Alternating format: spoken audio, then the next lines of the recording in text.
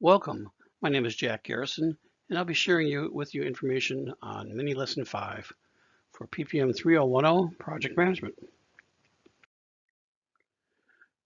Project communication management includes the processes that are required to ensure timely and appropriate planning, collection, creation, distribution, storage, retrieval, and many other functions relative to project information.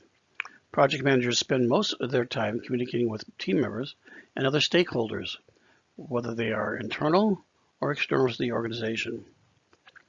This chart breaks it down into 3 different types of communication management processes. One is plan management, second is communications management, the third is control.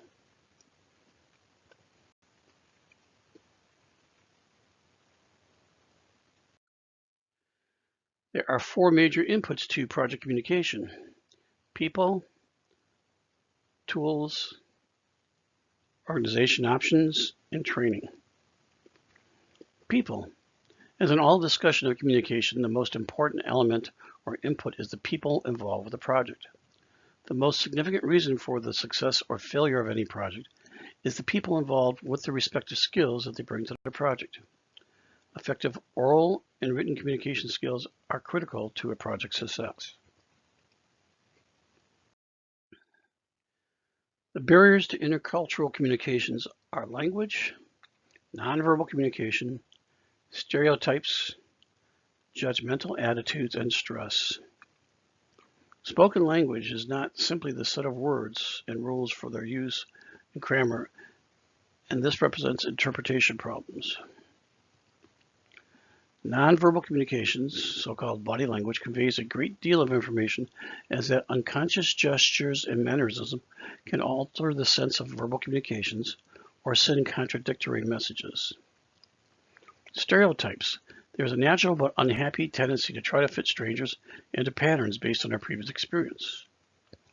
Judgmental attitudes. Similar to the previous barrier, the tendency is to evaluate behavior from other cultures as either good or bad compared to our own culture. And finally, stress. The final barrier is the stress that typically accompanies intercultural exchanges. In extreme cases, where 2 or more people from different cultures meet and misunderstanding arises, it can escalate into what is known as a culture shock. Here's a basic communication model. The components of the basic communication model need to be considered when project communications are discussed. As part of the communications process, the sender is responsible for the transmission of a message, ensuring the information being communicated is clear and complete, and confirming the information is correct and correctly understood.